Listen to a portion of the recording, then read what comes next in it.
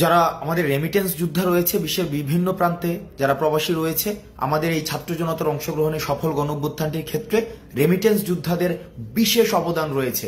আমরা দেখেছি রেমিটেন্স যোদ্ধারা আমাদের সমন্বয়কদেরকে যখন বিভিন্ন আইনশৃঙ্খলা রক্ষাকারী বাহিনী ধরে নিয়ে যায়, তখন তারা স্বপ্রণোদিতভাবে রেমিটেন্স শাটডাউন কর্মসূচি পালন করে, যেটি ছাত্র জনতার, ছাত্র নাগরিকের অংশগ্রহণে গণঅভ্যুত্থানটি সফল করার ক্ষেত্রে বিশেষ ভূমিকা পালন করে।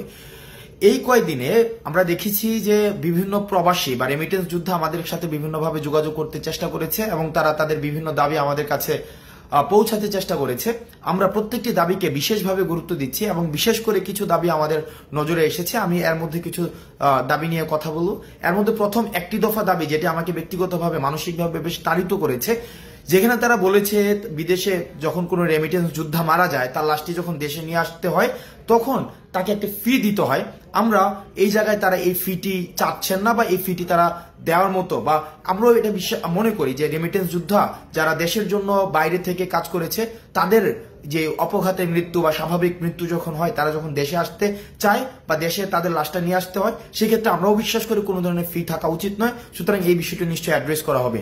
দ্বিতীয় যে একটি গুরুত্বপূর্ণ বিষয়, সেটি হচ্ছে প্রবাসীরা যখন দেশে আসে, এয়ারপোর্টে তাদের নানাবিধ হয়রানির শিকার হতে হয়, তাদের তৃতীয় শ্রেণীর নাগরিকের সেখানে মর্যাদা দেওয়া হয়। আমরা চেষ্টা করব এই বিষয়টিকে খুব দ্রুত সময়ের মধ্যে অ্যাড্রেস করা, তাদের জন্য যথাযথ মর্যাদা নিশ্চিত করা হয় এবং বিদেশ থেকে তারা যেসব জিনিস নিয়ে আসে সেগুলো যেন যথাযথভাবে খুব সেফলি তাদের কাছে হস্তান্তর করা হয়।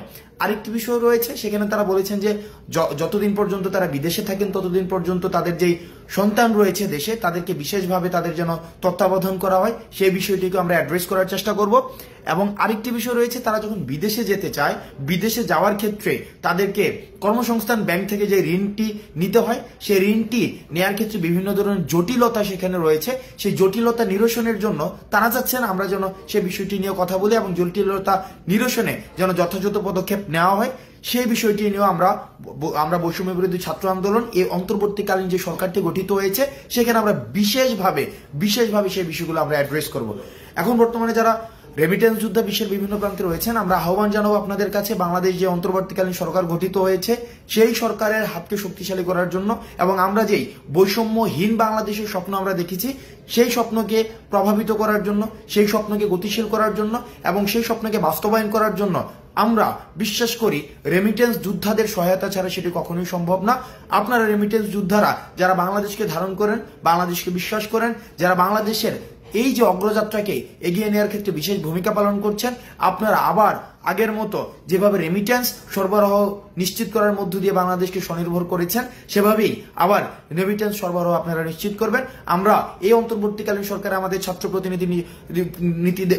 প্রতিনিধি যারা রয়েছেন, তাদের অংশগ্রহণের মধ্য দিয়ে আপনাদের না বলা কথাগুলোকে আমরা তাদের কাছে পৌঁছে দিব এবং আমরা প্রতিশ্রুতি দিচ্ছি আপনাদের এতদিন পর্যন্ত যেসব দাবিগুলো বাস্তবায়ন হয়নি, সেই সব দাবিগুলো বাস্তবায়নের ক্ষেত্রে আমরা স্পোকসম্যান হিসাবে কাজ করব। আপনারা বিশ্বের যে প্রান্তে থেকে বাংলাদেশকে প্রতিনিধিত্ব করছেন, আপনাদের সবাইকে সালাম জানাচ্ছি। সালাম আলাইকুম।